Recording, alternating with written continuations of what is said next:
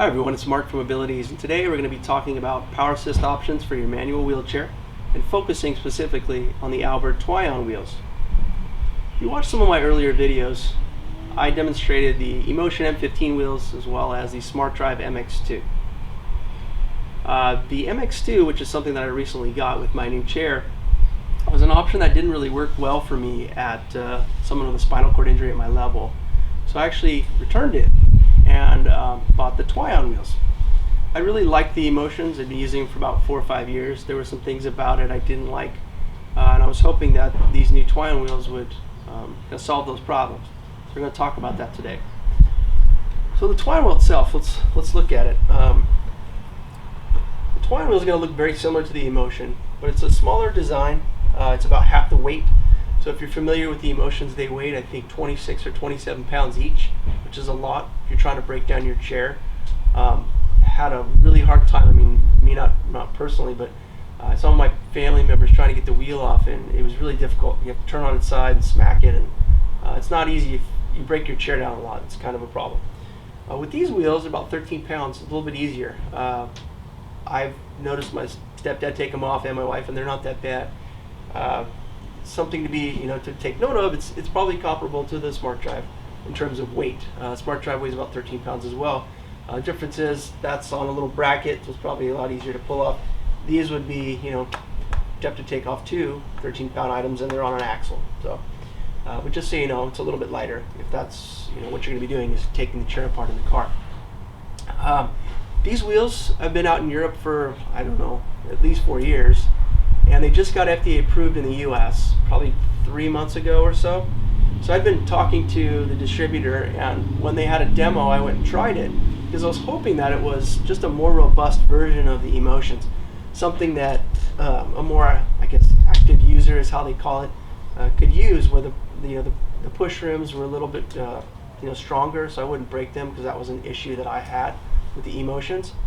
The weight, and then just something that looked a little bit cooler, because the Emotions, I liked what they did, but it was just a really big, I just didn't like the look of it as much. So I jumped on these and tried them out, and when I sat in it and pushed it, I really, really liked it. There were just a couple things that within the 20 minutes that I was able to demo it that I didn't know everything about it, but I knew from sitting in a chair that wasn't mine, because when they bring you a demo chair to try out the wheels, it's not your own typically, because there's a bracket. So when I sat in it, I was able to roll around and feel comfortable. I knew that this was a better option than what I tried with the Smart Drive, and I wanted to go ahead and go forward with getting it. I was fortunate enough, because the Smart Drive was relatively new, that I was able to trade it in for some value and pay for these with the difference. So that's what I did. I purchased these. So the Twion wheel comes in two basic colors. It comes in this black, and it also comes in a white, like an off-white color. There's two primary different packages. There's a basic package and an active package that you can order.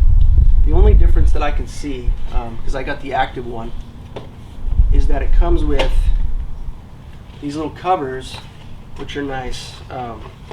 You can put these on your rims to kind of switch out the way it looks, which is cool. It comes with, on my version, it comes with black and then one that's like a carbon fiber, which is really nice because I have carbon fiber on my chair, so it makes it look, cooler. The other thing is, and this is the biggest thing, is the app. So it comes with, it's called the Mobility Plus package, and the app itself is really cool because it's going to give you all kinds of different stats. I'll go into more detail. But essentially, it's going to give you, your battery life. If you want to go on tour mode, you can go and, mark with GPS where you've been. It's going to tell you, I think there's a calorie counter on here too as well. But it's going to let you control the wheels too. We'll go into more detail. But that's primarily the primary difference between the basic and the active. I think if you're going to get the active, the app is really worth it. There's a lot of stuff that you can do on it. We'll talk about that. All right, so let's talk about charging the rim and how far it goes. So if you're familiar with the Emotion, I believe, at least for me, I was able to get 2 to 3 days on a single full charge. And I don't know how many miles that equated to. I mean, I was rolling half mile each way on the train to go to work, and then, you know, rolling around quite a bit. I don't know, maybe it was a couple miles a day. I don't really know, but it lasted about 2 to 3 days on a charge, and I think it took about 6 hours to charge it. With this particular wheel, because it's smaller, it's going to be, I think it's almost half the size in terms of the battery, or maybe it's a little bit bigger, not quite half. I can get about 2 days out of it. Now, it says on the specs that it's supposed to go between 8 to 13 miles. Now, I haven't tested that. It's very possible that it could, but I'm gonna guess that this is on, you know, the low mode, like the battery saving mode, and you're pushing and using the benefit of, you know, your push. You're not stopping or turning or doing any of those things on a track with very smooth surfaces. Probably get that, because I can honestly tell you, and that's one of the things that the app does, is it tells you how many miles you've gone each day. I can say on average I'm getting close to 2, so if that's true, then that's about 4 miles on a single charge. That's not 8 to 13. So I think you probably could get there, but you would have to be just, you know, motoring, I guess, is what the test was done on. But it's pretty good. 2 days for a charge. Now, it's going to take 4.5 hours to charge these fully once you've used the battery up.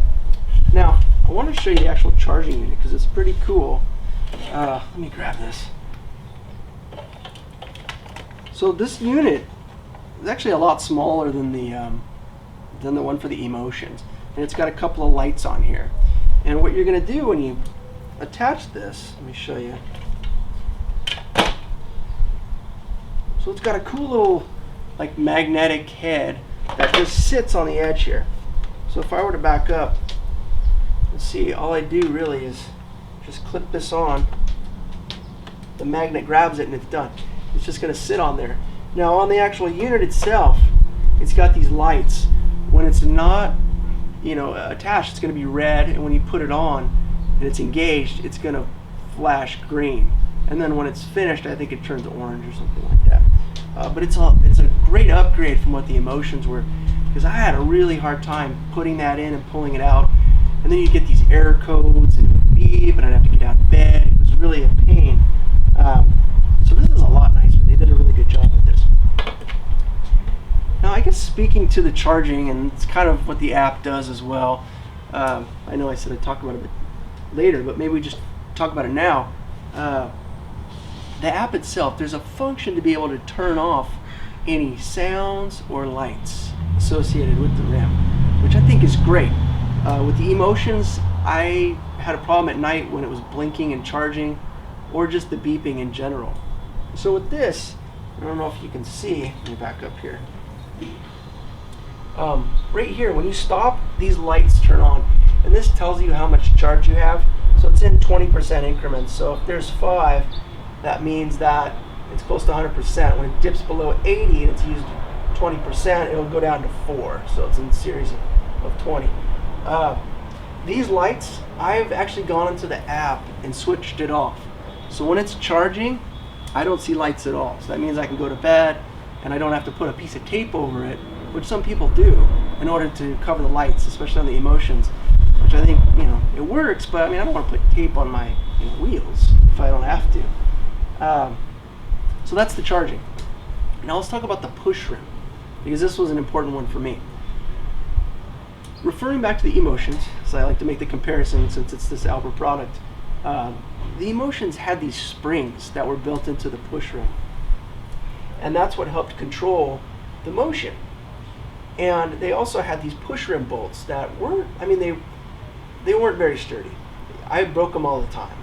You know, you take a doorway, you know, you run and you just ram into a doorway, you could pop one of them, or at least I could, and it got expensive trying to replace all of that. So this actual push rim is welded directly onto, I mean, the actual push rim is welded onto the rim itself.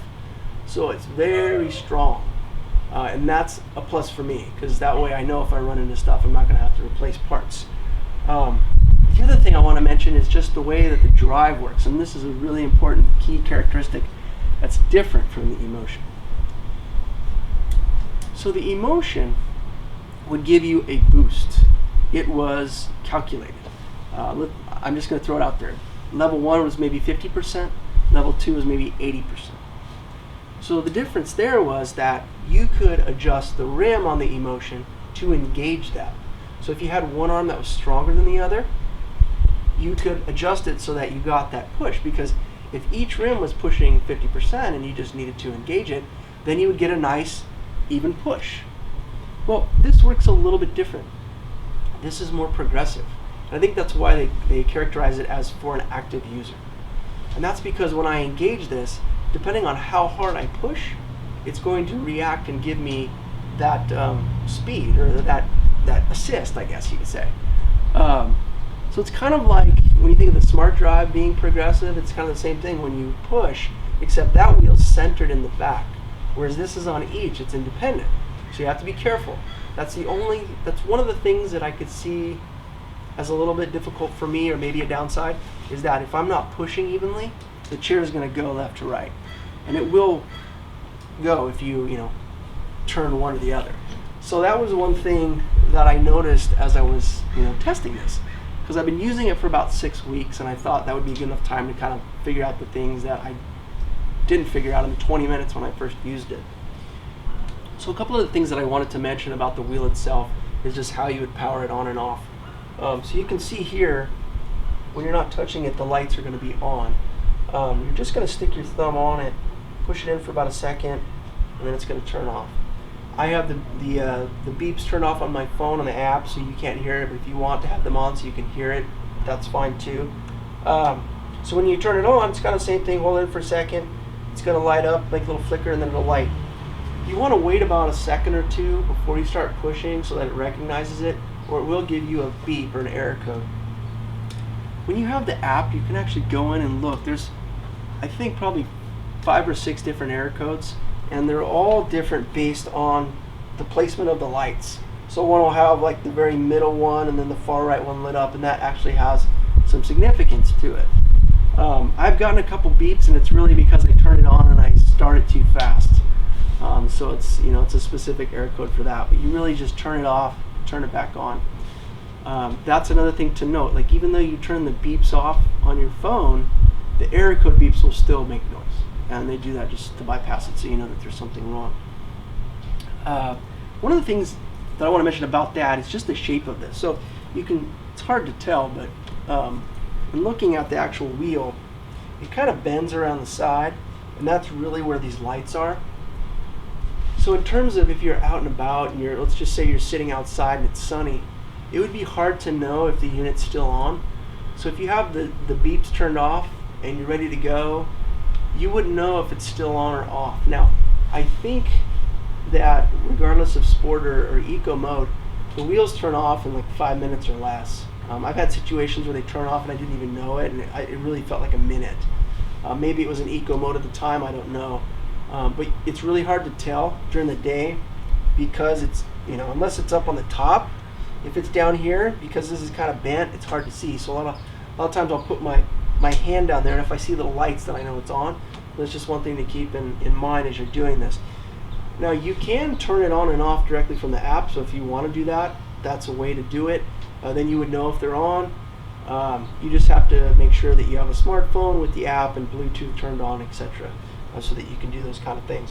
But it was one thing to just make note of as I was kind of going through this, that it was one thing that was a little bit hard for me. I didn't realize when it was on, or what the deal was, why it was shutting off. So it's not a big deal, but just wanted to make note of it. So I'm talking about the wheel itself. Currently, Alber does not sell a solid insert tire. They only sell the inflatable, like the Schwab, which does have like a solid piece in it. But just so you know, they currently only sell the inflatable types. You could go and send it out to a third party. I know there's a couple companies that will do it. But I think you actually have to send the rim, the whole rim, the tire, to the company to do it. So you might want to anticipate having a couple weeks of downtime. And maybe you do it when you buy it. I didn't do it at the time. I thought, I'll just try the inflatable and see how it works, because I do like the feel of the inflatable. It's just I worry about popping a tire. That to me is a pain. That is why with my Emotions, I got solid inserts and I never had to worry about it except just replacing tires when they wore down. So it's something to just keep in mind when you get these. The other thing is that with the push rim, they do not sell a coated push rim that would help with gripping it. What they sell is really just this kind of anodized steel looking black thing, which if you're if you have hand function, that's fine, you'll use it, but for me I can't. So what I did, since I had the emotions, I just took these thick rubber covers, which I had bought from, at the time, Frank Mobility, which was bought out by Alber-USA. I just switched them on to this, and that way I didn't have to buy a new option that would work. So that's one way of doing it. The other thing is, I think there's another company, maybe it's Fit Grips, that would fit onto these. There may be another company out there, but just so you know, keep it in mind that unless you have these other ones or some Fit Grips or something like that, you will have to spend some additional money to get something that will work, so that you can grab it. That's assuming that you're someone at my level of function, that C-5, C-6 quad, that doesn't have a whole lot of hand function. All right, so let's go ahead and test these wheels out. One of the things I wanted to mention is that within the app, you can actually change how the wheels work, the speed, etc. There's a couple different modes. There's an eco mode and a sport mode. Now, you can either choose to be on eco the whole time or sport. Sport's going to give you a little bit more of a boost, a longer benefit to your push, a little bit more assist on the push.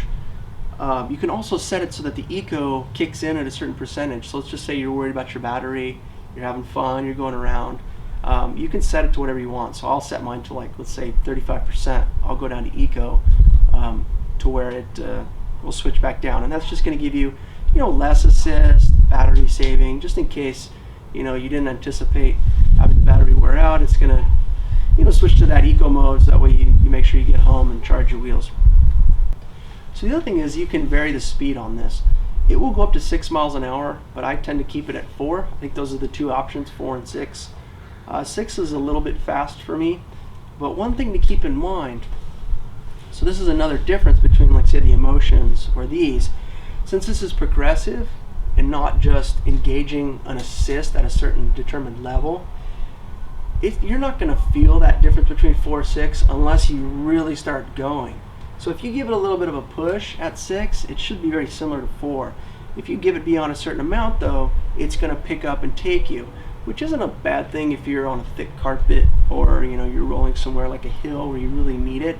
But just keep it in mind, especially with the independent wheel drive. If you're on some narrow path and you could go into the dirt or the water or whatever, I personally would keep it on the slower mode, because I don't know if maybe I push this one too hard, it's going to drive you to the right, or vice versa. You just want to be careful. Okay, so I have it in 4 and I have it on sport mode. I just wanted to show you how these would work. All right, so let's go ahead and test these out. I just wanted to mention one thing. These are very similar to the emotions in that they do have the powered backwards function, which I think is great. That was one of the things on the MX2, the Smart Drive, that was a downside for me, because in terms of slowing your chair down, because you can engage this in the backwards mode as your force is rolling you, it's like a brake. So I really like that function that these have that I didn't get in the Smart Drive. Okay. Now, these are going to be a little bit harder to engage than the emotions. You cannot adjust this push rim. It does not have a lot of play in it. So you have to have a little bit of grasp, or you could use your wrists. It's a little bit harder to control that way because it is independent. But just so you know, it will either do the 4 or 6 mile an hour. I have it set on 4. I think that's plenty for me. But let's go ahead and try it out.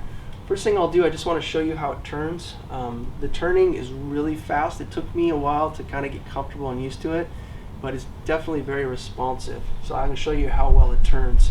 I mean, I could keep doing this all day long. It's going to work very well, to the point where I'm getting dizzy. But yeah, it's very responsive on the turns. So if you just have to get used to it, but it's really good for maneuvering. Okay, now let me just go We'll do a single push.